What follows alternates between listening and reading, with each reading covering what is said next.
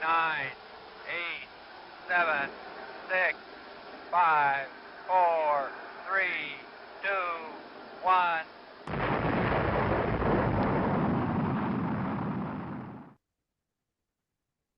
Look at that. Ready for blast off.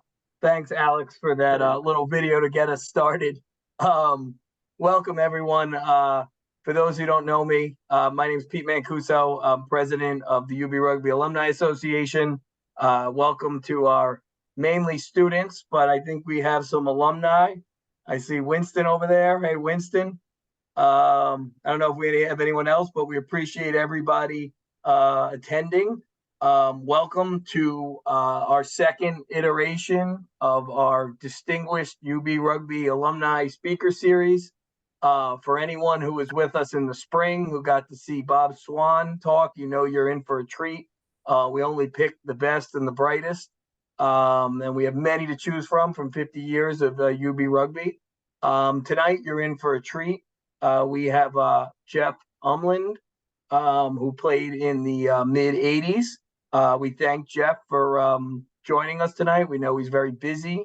And I know Bob shared all of his business acumen, but Jeff's going to really speak to a large majority of our UB Rugby players who are aspiring engineers. So we're really excited for that. And this is specifically tailored towards you guys. So without further ado, I'm going to introduce Paul Schenkel, who also played in the 80s along with Jeff and Winston and Fred. He is heading up our professional networking program and the speaker series, and he's going to moderate tonight's event. So thanks, Jeff, and thanks, Paul. Ready when you are. All right. Thank you, Pete, and thank you, everybody, for taking time out of your busy schedule to be with us tonight.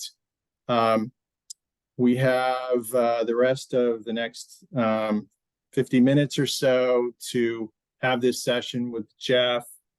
For those of you that didn't make it for the last one that we had with Bob, this is a informal community event. It is an opportunity for us to share, career experiences, connect the current players with alumni, and share some of our experiences. There's sort of three sections to this. I'm going to ask Jeff a little bit about his time at UB. I'm going to ask him about how he became a mechanical engineer and succeeded to a very high level at his time at JPL working with NASA, and then to look back a little bit about his career, some of his lessons learned that maybe you can apply to your career path. So I'll start out with some questions and get a little dialogue with Jeff. And then later on, we'll open it up for this to be a really fun and engaging session. We want questions from the audience. It's a chance to ask Jeff about, some of his experiences, who helped him along his journey, and hopefully you'll take away some information here. So, again, welcome, Jeff. Let me stop there. Welcome, Jeff, to our speaker series. Thanks for joining us tonight. Thank you, Paul. Yeah, happy to do so. This will be fun. Thank you. So I'm going to read a quick bio here, and then we'll kind of get into the first section of the session here. So, as Pete said, Jeff was at UB in the mid-'80s. He graduated in '85 with a degree in mechanical engineering, and then continued on to earn his PhD in 1991.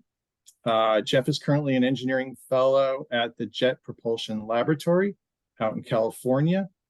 If you're not familiar with JPL, and Jeff can go into this a little bit, it is a NASA field center operated by the California Institute of Technology. Jeff is one of only 40 fellows at JPL.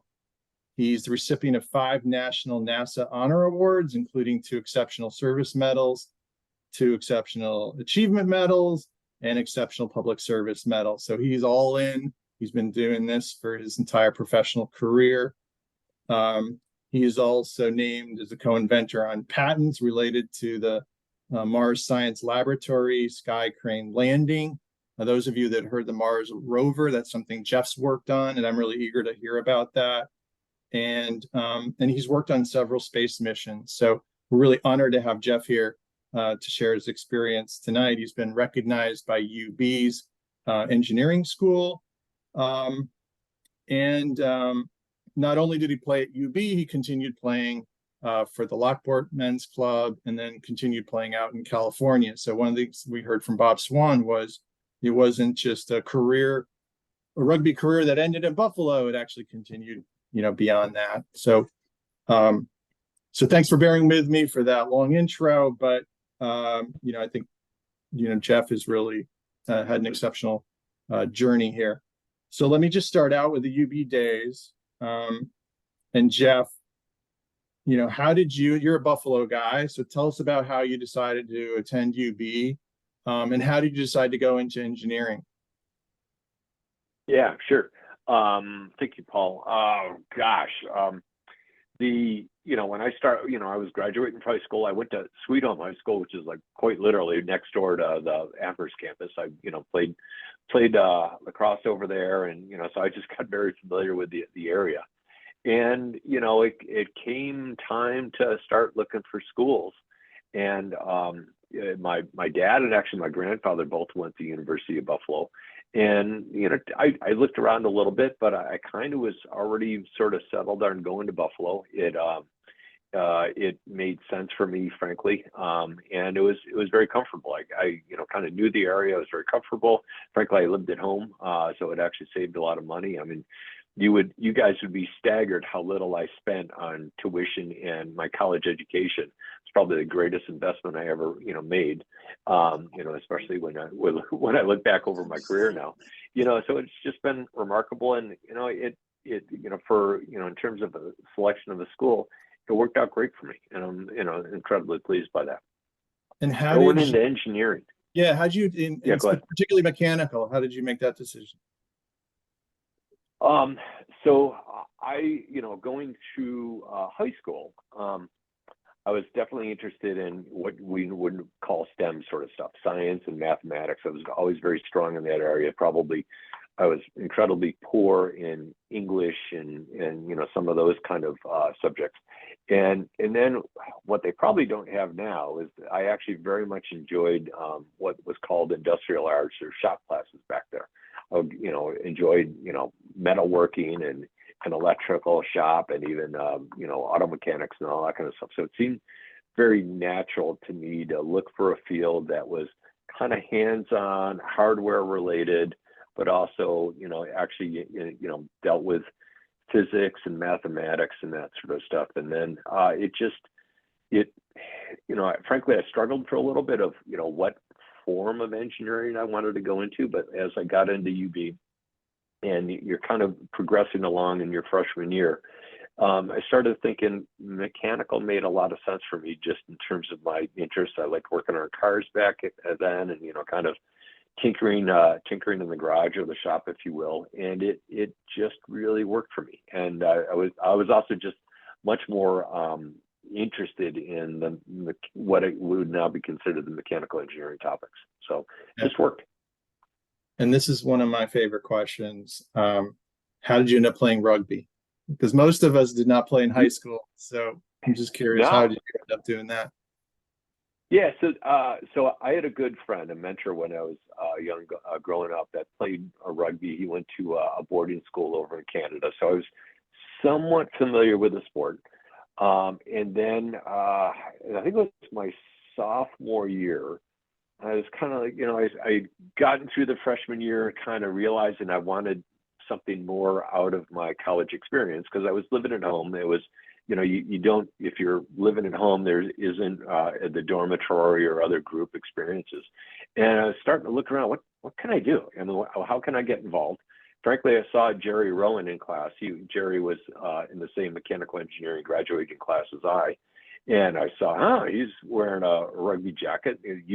Must have a rugby team. And I had already played, some sports, both lacrosse and hockey in high school.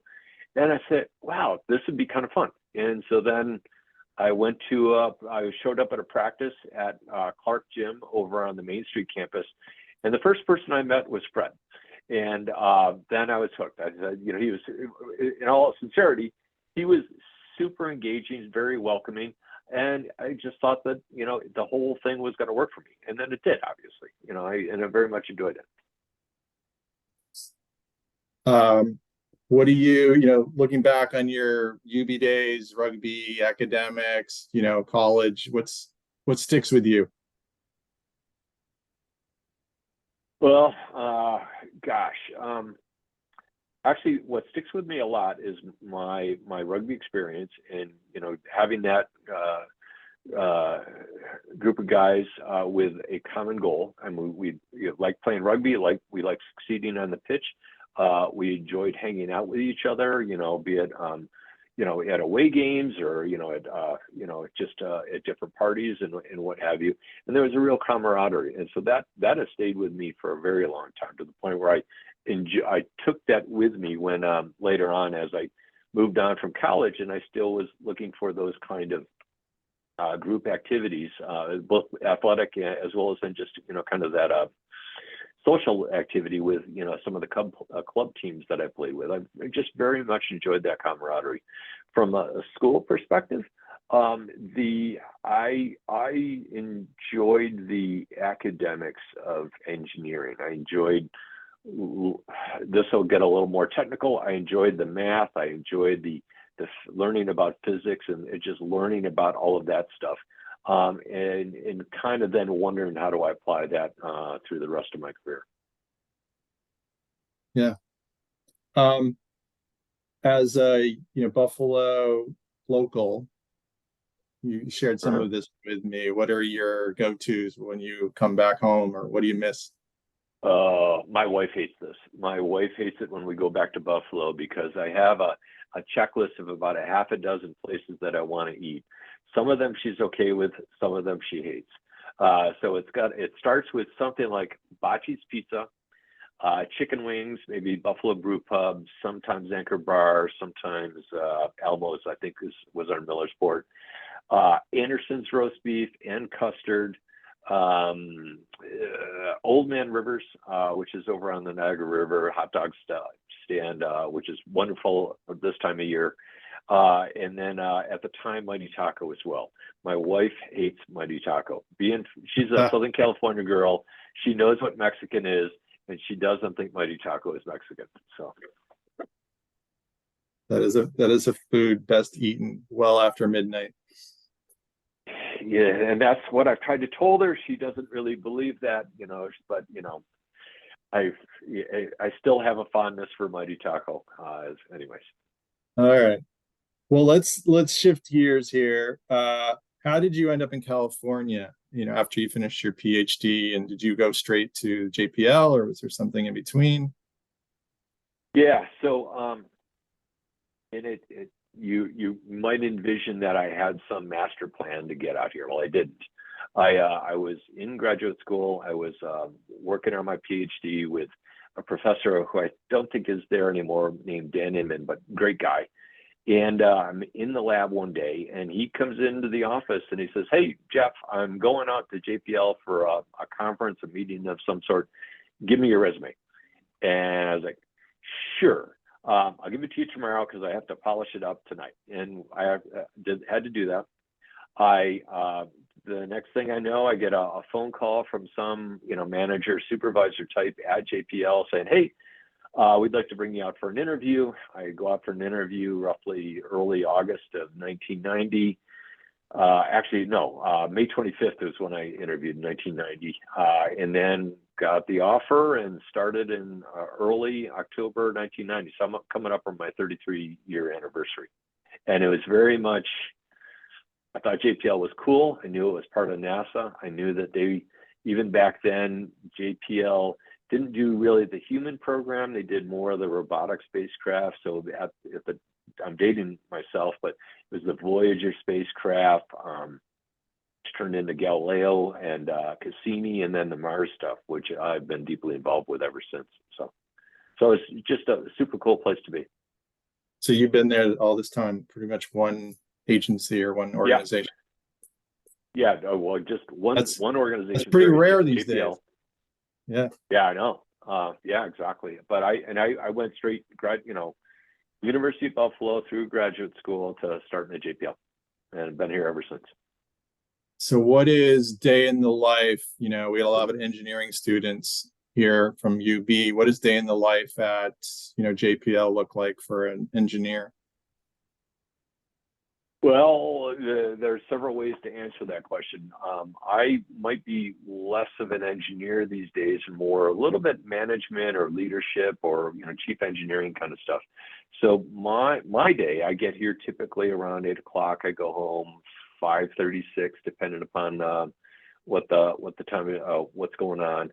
I have a variety of different meetings, design team meetings and staff meetings, and then other meetings associated with running a project. I sit on what's called a change control board when we're moving a design through and kind of formally agreeing or something, and we actually vote on stuff.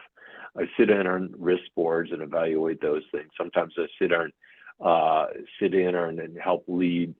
We have, say, some problem in test or a failure in test, and I get involved with helping to figure out what the root cause is of the test failure and identify potential reasons for the failure, as well as then what the corrective action is, such that we can fix the thing and keep moving on. So it's a little bit of trapping a piece of risk for a project and then fixing it, and such that we can ultimately contribute to the success. So that for me, that's a kind of a typical day. There are some days like tomorrow and on Friday where I'm the review board chairman for a day-long or 2-day-long design review, where we're reviewing some piece of hardware that we're building, and the engineer, that what we call the cognizant engineer, that's leading that development with their team, so stress analysts, materials, and different aspects of the design. We go through the design, in great detail, and kind of make sure that it's ensuring that it's meeting requirements, that there aren't major problems built into it, and making, to some extent, mentoring to make sure that they're making good design choices that are informed by experience versus just like, well, I don't know what to do. Let's slap something, some piece of mud up on the wall and see if it sticks. So that's most of my days are like either of those two. Yeah. Go ahead. No, I was going to ask about the Mars rover or any specific project. Yep. Is that, we would comment, hey, we knew somebody. We knew Jeff Umland. He worked on the Mars rover. Like, that's a source of pride, I think, for some of us. What is it like, watching something you worked on go up in space? Like, how does that feel? Is that you feel connected to that? What is that like? Totally. But I have a bit of a odd reaction that I'll share with it. And my kids, is taking a while for my kids to understand this. I have 2 boys. One's 20 and the other's 25. Both of them are doing mechanical engineers. And so they've been able to kind of share the journey through a lot of JPL's recent missions with me. And so you asked about launch. So we were all there in one of our auditoriums here watching the launch of the Curiosity rover. This is back about 10 years or so ago. And for that launch, and I had a huge role on that project, both for the landing systems, for Sky Crane, and for Curiosity, the rover. And everybody's jubilation and that kind of stuff. And I'm like, okay, now it's really on for us, because all of that stuff, I was struck by the import, or the importance of that now we're actually, our mission's in flight. There's almost nothing we can do from an engineering perspective other than wait until we land, and hopefully we're successful. So for launch, for me, it's a little bit like, okay, now it really starts, and then when we get to landing, when we're successful, go crazy. But until then, that's when I'm just like, all right, hopefully we made all the right assumptions, we calculated, and you wake up in the middle of the night that I really think through the right thing.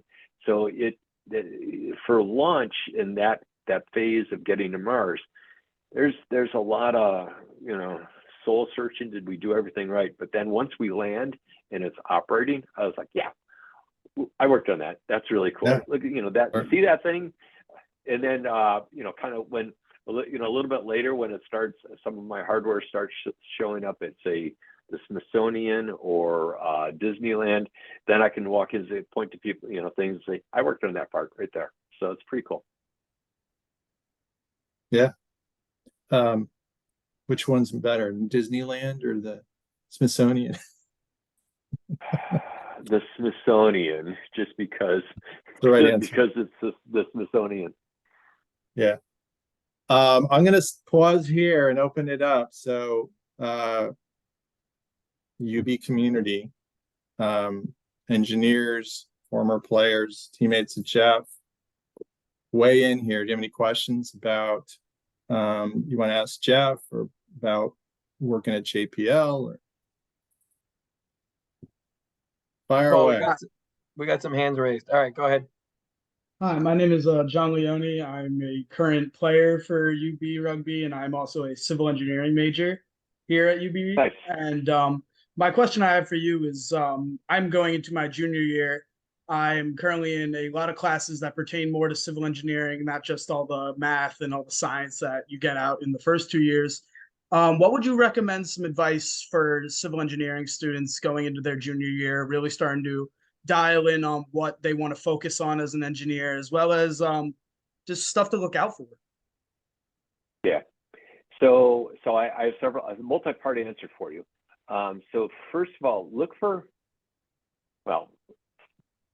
follow what you're interested in. It's, like just about anything career-wise or something like that, if you're going to be doing it for a while, find something that you're, legitimately interested in. You don't want to be working on a job that is just drudgery day in, day out. Find something that you really get, gives you a reason to get up in the morning. Sure, it's work. It will be work, and there will be times like, oh my gosh, what am I doing this for? But find something that, find a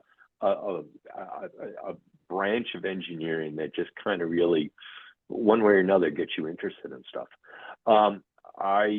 Like a lot of young engineers, I encourage them to find things that allow them to get their hands dirty, working in the lab or in the shop or something, actually building something, or doing, right now in school, either, some research projects that get you in the lab, working with a professor, give you some hands-on experience. Hands-on practical experience is so valuable. Both in terms of an interview situation as well as then just practical knowledge. And I will keep dating myself, and hopefully you guys don't take it as sort of an ageism thing. But the engineers, a lot of the engineers that I see coming through these days, well, let me say it this way. When I was a kid, a lot of guys either, had machine shop experience or worked on their own cars, fiddled with electronics. And we don't see that quite so much anymore. So it takes a while for that practical learning to start to kick in terms of playing with hardware and getting used to nuts and bolts and things like that. So get your hands dirty. Yeah, that's it. Oh, what I was going to say also is your civil engineering. It was a revelation to me when I got into engineering here at JPL. Many of our structural engineers, and the aerospace, structures is a big deal for aerospace, and our analysts were civil engineers. They had that background that the aerospace world can really use because they understood structures. Awesome, All right, thank you. Let's go. I'm looking at my screen here. We got a bunch of questions, so we'll try to move these through these a little quicker. Yeah, this Zach, is awesome. I got you on the top. Encourage me to move faster.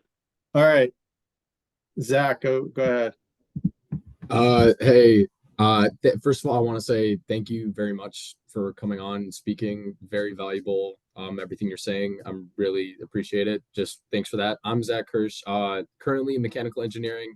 Like Leone, I'm going into or about to go into my junior year next semester, just transfer stuff.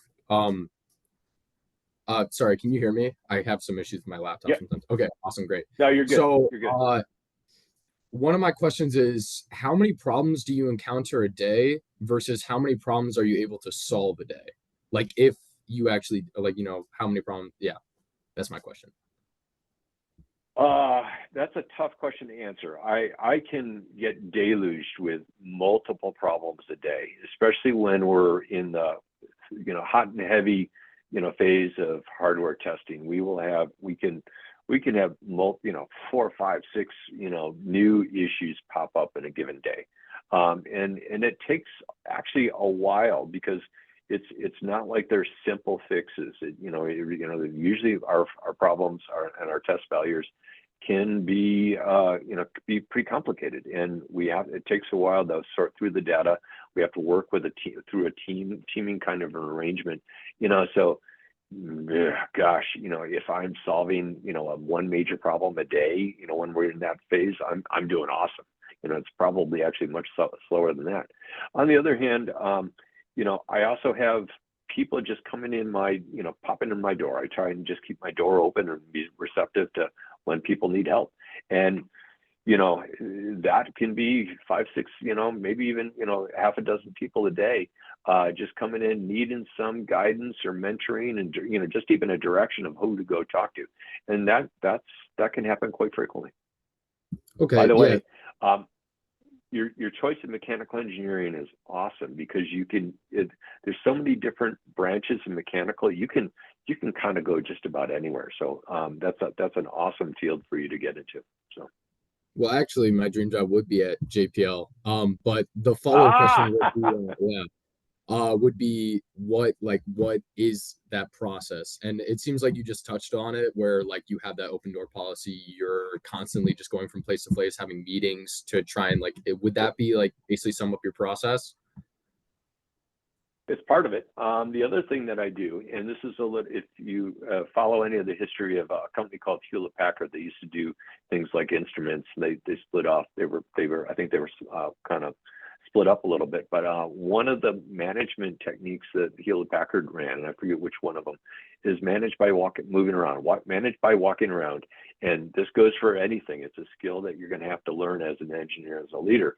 Is get out of your office, go talk to whoever's supporting you, go talk to who's ever on your team, both supporting you as well as on above. And it's a way of actively finding where your problems are, and then also engaging such that you have that dialogue and interaction to help you along your way. Okay, thank you very much. So Zach, I'm sure we can have Jeff help guide you on where to start if you're interested in JPL. So we'll help you there. And you can send me an email, or Paul can connect us, and that there's ways to get connected that way. And we actually have a reasonable number of University of Buffalo alumni here at Buffalo. There's myself and Jerry, and then there's several other people as well. So we're getting a little community here. Awesome. All right, let's keep it going. Jacob Wing, you're next. Hi, I'm Jacob. I'm a civil engineering student in my junior year. What I just wanted to know is what attributes and qualities do you think separate an average engineer from a great engineer? You may wind up being a little surprised by this answer, but enthusiasm, curiosity, and hard work ethic. There's at this level, gosh, you've made it in engineering school, you made it into a major university, and you make it into a place like JPL.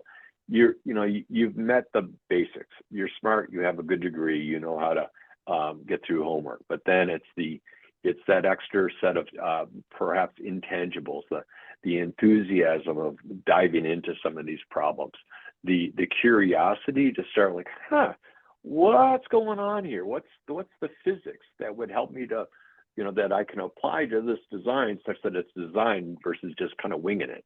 What's the curiosity in terms of why isn't this working the way I wanted it to? The curiosity to just even understand what other technologies are out there or other approaches to solving a problem. There's as we work in a teaming kind of environment, And it's the curiosity to find out what your different teammates have in their head that they might be able to contribute to the problem, because they have a whole bunch of different perspectives, and you have to be both an interest in their opinion and pulling it out of them. So I should also say excellent people skills is to know how to work with people in a teaming environment such that you're working for the common good. All right, Okay, let's thank you. move to Tim Furbois. Hi, how you doing? My name's Tim Verbois. I'm a junior studying in aerospace engineering, and I Cool. was wondering, as an aerospace engineer with no job experience, I'm finding it difficult to find an aerospace-related internship. So, do you think a mechanical engineering internship would be a suitable replacement and assist me in finding an aerospace internship down the line? Tough question. I would, any internship, any work experience that you can get is all to the good. The more, frankly, having something that you can add to your resume that gives you some kind of technical experience, that already elevates you. It shows an employer that you're interested in getting out there and learning about the work environment. You've done something in your field engineering wise. It may not be completely aligned with your interests, but it already conveys that you've got some credibility there. My son's going through the same kind of thing right now. He's in a small school doing engineering, and fortunately he's gotten a couple of internships, but it started out, frankly, just kind of troubleshooting and helping out on the production floor and helping out the production engineers just get stuff done. And anything you can find will give you an immediate step up, especially as you look to progress. Tim, And I you're wouldn't get hung up on aerospace or mechanical. Just find one. So you're looking for next summer, Tim? Yeah, next summer. All right. I also had another question if we have time for it, a quick question. Sure. So, what CAD program and programming language would you say is used the most in the aerospace field? what CAD program? I think there's two or three major programs out there, and I probably will get the names wrong. We use Unigraphics, UG, and then there's it used to be called Pro-E. I think it's called Creo now. A lot of companies use Creo. And I think there are some companies, especially the Europeans, use CATIA. All those are CAD programs. From a programming language, think about things like having multiple skill sets. So Excel is a super engineering engineering tool that's good for both calculations and for organizational sort of stuff. Then MATLAB, different toolboxes with MATLAB, and then a lot of people use Python as well. All right, thank you very much. I appreciate All it. right. Yep, no problem. Let's hit a couple of alum. Pete, you've been waiting. Thanks.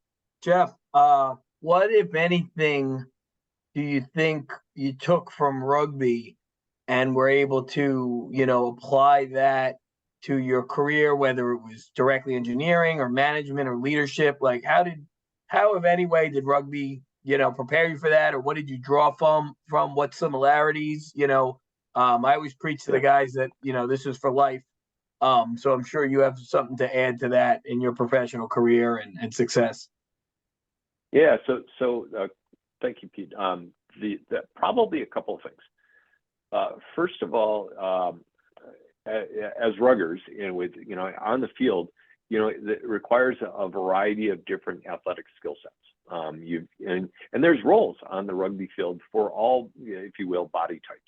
There's perhaps maybe if I can be so bold to say, scrummers, may have one body type and backs may have a different body type. Second rowers, obviously, is certainly a very tall, lanky body type. And what I realized is, not that I'm poking on anything like, that sort of stuff, but what I realized is that in rugby, there's a role for everybody. And then to, be successful on the pitch, you have to, as a leader, you have to figure out how to maximize everybody, or put people in a position to succeed with the skill set they have. And the more you can do that, the more successful you'll be. Well, that's the same thing that happens in the working environment. You're in a team, and if you're leading that team developing something, you got to make sure that you're using your team members in the way that best maximizes and applies their skill set, and then to some extent mitigates or accommodates places that they may be weak. And so it may be very conscious of how do we fit different people in such that we have a very cohesive team. And it also made me realize, frankly, the value of teams. And there's a great analogy. I mean, you can have just absolutely, in a musical sense, a wonderful soloist. But then when you have an orchestra come together, or an athletic team, be it rugby or baseball or football or whatever, that works in concert, that's just an absolutely awesome thing to see, that coordination of humans working together on a common goal. So that's one thing. The other thing is maybe leadership. Back in the day, the team was led by the captains and maybe the upperclassmen. And we really didn't have a very structured coach, and all that kind of, high-end university athletic thing.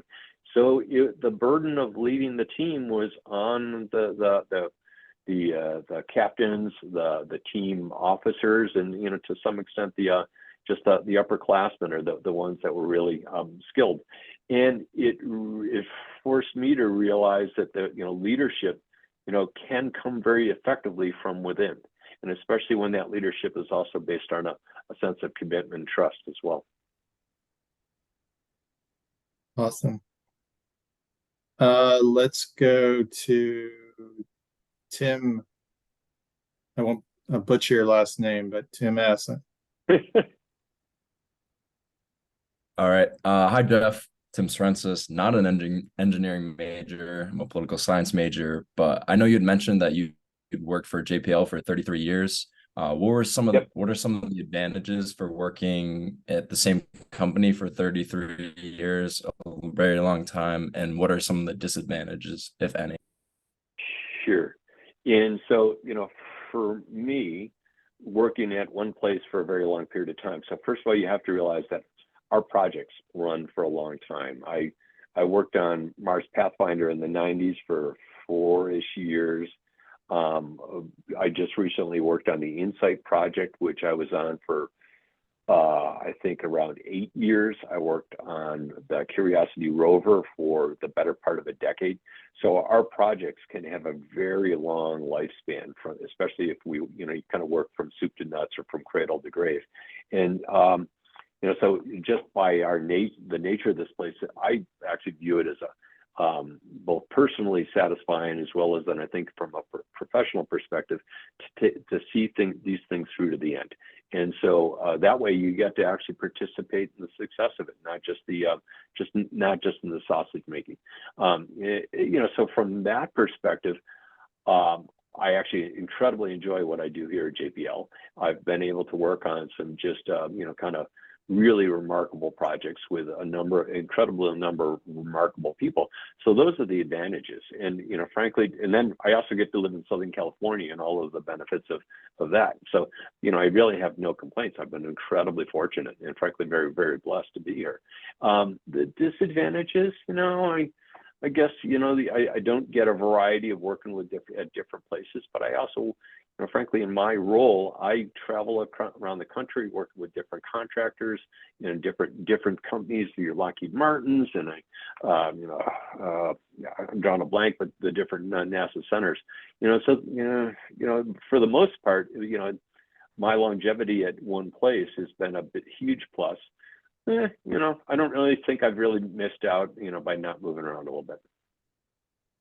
All right. Thank you, Tim Sorensen from Saratoga. Am I right? Yeah. Okay. Very good. All right, Winston Moore, you're on the air. Hey guys, it's Winston. Yeah, listen, shout out first of all to Paul and Pete and the guys that are putting this together. And Jeff, great to see you. I saw you in a photo this weekend. You still look good, man. You look a lot better than Jerry. Thank you. Rowan, that is. Yeah, I know. I take issue with that. So I would just want to ask, and I think it's just for, especially given the fact that we've got a lot of undergrads on this call, what's your sense of how AI is going to intersect both with your industry in particular, but more generally with the guys that are, in college now or going to be coming out? How do you see AI, really impacting, your space and really just, the industry in general, going forward? Yeah. Yeah, yes, I've been thinking about it. That's, by the way, it's great to see you, Winston. Thank you for the question. I've been actually wondering about this because certainly being here in Southern California, there's a lot of concern in the entertainment industry about AI and AI replacing screenwriters and that sort of stuff. In the engineering world, I see it. I suspect it may wind up being a tool for us, because at least the engineering that we do is very, very, very creative. Many of our ideas have to be sparked by some human idea that, some level of creativity. And not all of our ideas pan out. We have to try out different things. And it takes a while to both, kind of mature those ideas and then test them out. And I don't see AI ever replacing that part of the human element. I do see AI helping engineers with more of the mundane stuff. We as we're in the detail phase of our projects, we spend a lot of time writing procedures about how to assemble things and what have you. I could see AI being as a tool helping the engineers write those kind of the documentation for their engineering activities. I could see it being helpful perhaps in the drawing production phase when we go from the CAD thing to something that actually is something that is ready to be machined. But I don't see how it necessarily makes the jump to the things that I perceive humans really needed to be doing. And I don't see it necessarily how it adapts to problem solving, where we have just gaps in the physics that we just don't understand when we have a particular problem that doesn't hold up and that you can't model. So I think that in the engineering world, there's still going to be places for AI, but I don't think it can take over. So. All right, so we have about 10 minutes left. So I see a couple more questions there. I'm going to throw one in quickly, and then I've got Zach and Jonathan. So that might be all we have time for. But Jeff, did you have any mentors or people that helped you in your long career at JPL? You've been there a long time. This program we're developing is all about creating networks of people to help open doors and to help connect alumni with students and people within our broader network. So were there people that you can think of that were influential? Yes, very much so. That certainly as I got into JPL and I started to get my feet underneath me and started to know who to work with around here, I had a number of key mentors around here that I could point to and rattle off, almost by name. One of them was this, he was a much more senior guy at the time. But he was also from a very old school, so he still smoked cigarettes. And we would, I needed a mentoring session with him on stuff to do, we'd go out behind the building and he'd have a cigarette. I'd have to ask him a bunch of questions, and I just kind of learned at his needs. It was just an awesome way to get educated in how to do the engineering. I had another mentor that was just one of the giants of JPL and of the space program. He was involved pretty much from the beginning here. That he just was the kind of guy that his door was always open. He was always willing to make time for questions and to help problem solve. And it wasn't like he was telling you how to solve the problem, but he was taking you through the pros and cons of what you had, and then kind of maybe steering you to an idea. And then by the time you're done with him, after 2 hours or so, you're like, holy cow, well, I came in with this and I left with this design, and whatever we did, it's so much better. And so I absolutely. And then one other mentor that I had, and this was a bit of a tough learning experience. When I was in college, my summer job is I worked at a steel plant, and some of those guys were awesome, just hardcore blue collar guys. A lot of them were veterans. And here I was, this 18, 19-year-old punk kid, just out of high school. And they were tough and sort of demanding of me, but also understanding and kind of in a rough way, kind of nurturing of me as well. And I actually remember very, very fondly those guys as well. I won't tell you all the names that they would call me on a daily basis. So awesome. All right, Zach, did you have another question, Kurt? I'll let Johnny one go. Okay, Jonathan, fire away. Hi, Jeff. My name's Jonathan Wong. Hey. I'm a sophomore in mechanical engineering here. And I know you touched on kind of getting into that practical, hands-on kind of work to get more experience. Yep. But I just wanted to ask, kind of, as such a, I guess, like integral part on some of your projects at JPL, would you say you go through like a lot of stress with those projects? And like, how do you feel confident in your work? Kind of like. So you mean like personal stress? Well, I just mean like from the projects and like being confident in what you're doing is correct and things like that. Understood. Yeah, but you asked stress. So, so I don't know if I would call it necessarily personal stress, but there's definitely can be a lot of projects, pressure as we're working through our designs. We've got some deadlines, we have some challenging technical requirements. Sometimes we have some design things, like for the sky crane and landing on Mars, that we kind of wave our hands and say, well, we're going to invent something here, and that's what the magic thing that makes it work. And I was back on Mars Pathfinder back in the mid 90s. Part of my job was to work on something called the lander bridle system, which was to lower the lander out of the back shell. And I'm at the preliminary design review for the entry descent landing system, and I'm 3 or so years out of school, and I'm presenting my design, and I hadn't really had a chance to work with anybody on it, and I didn't even know what I was getting into with this big design review, and I'm presenting this design to a bunch of seasoned graybeard veterans of the aerospace world. A lot of them had worked on Mercury and Apollo, and then also Viking. And it just bombed. And to the point where the project manager stood up at the time. Not that it's a lot of money now. He goes, "I'll give anybody $100 if we can replace what he just presented." And they got the bidding up to $300 by the time I was done. And I'm just like, oh. But you know what happened?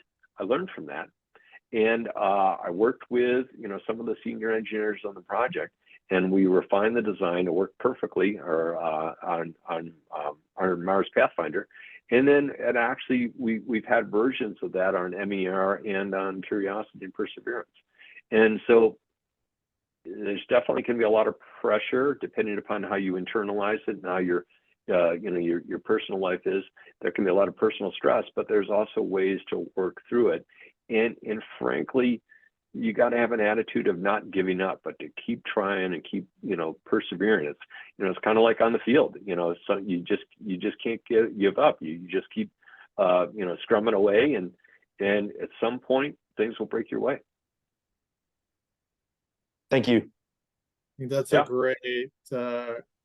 great segue to kind of wrap up here. We got about 5 minutes left, and I think you just started to touch on some of that reflection, Jeff, on things that you've learned along the way and where you've gotten, people helping you and learning from your mistakes and getting better. Any other pearls of wisdom you want to share with the team, with the engineers, with the community here that we didn't cover? Yeah, so a couple Yeah, a couple of, and we've been sort of, modeling one of these behaviors already, and I'm actually very grateful for the questions. But one of the things I always tell young engineers starting out, and even college kids and high school kids, because it's a skill that not many people have: ask questions. And Bob Swan back in April mentioned as well, maintain your level of curiosity.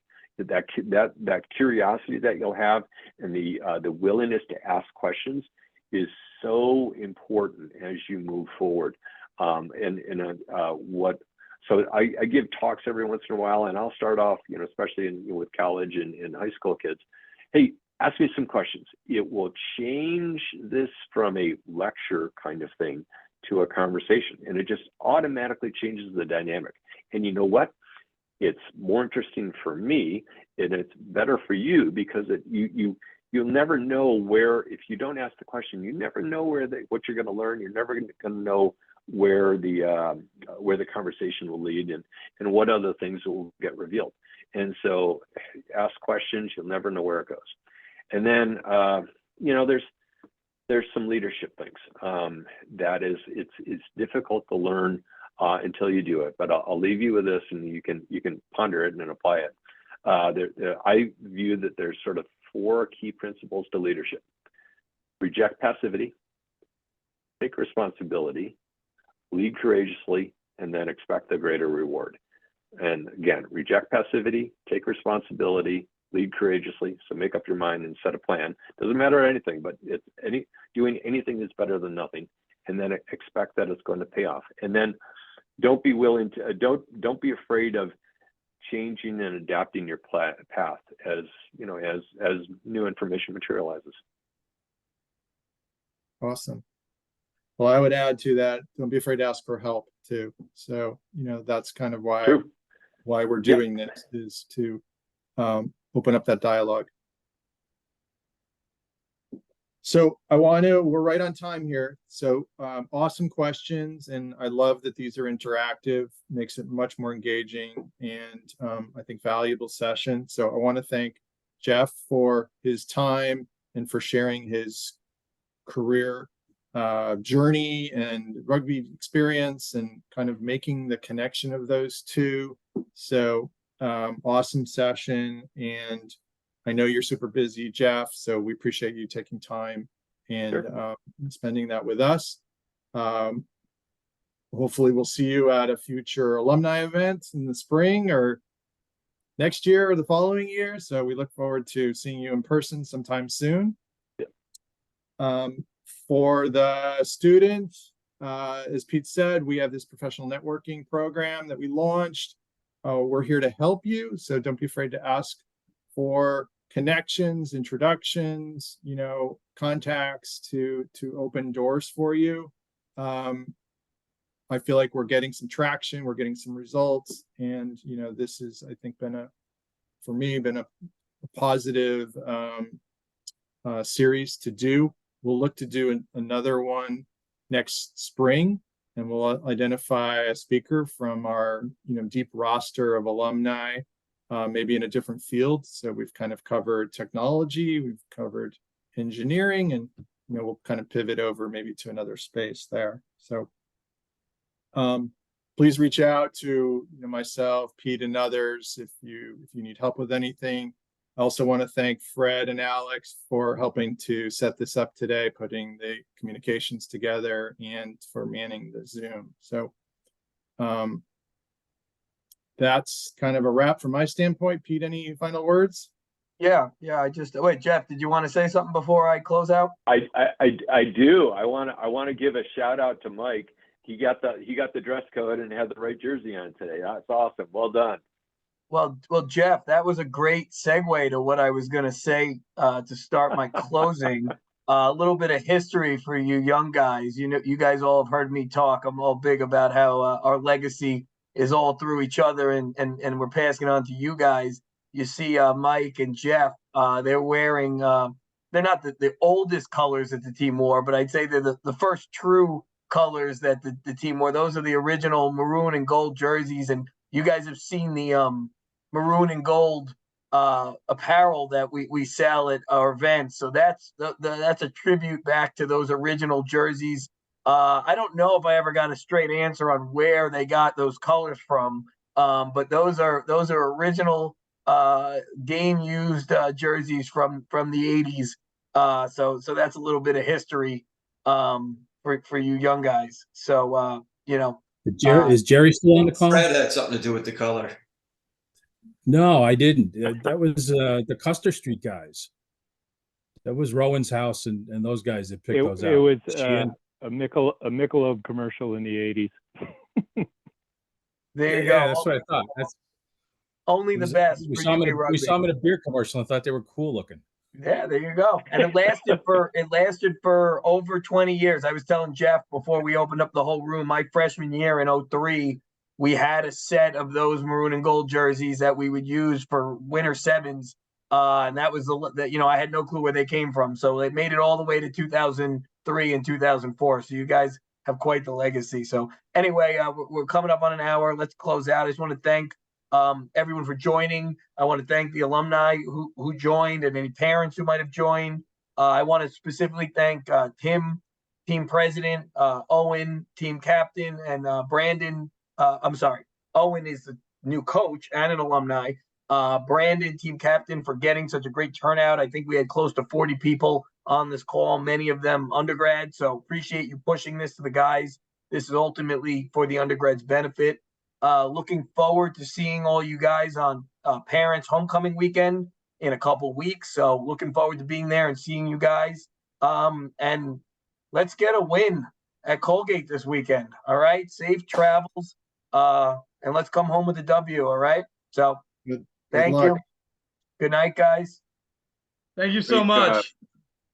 Thank you. Great job, Jeff. Take care. Thank you, everybody. Good luck. Thank you. Good luck. See you guys. Thanks very much.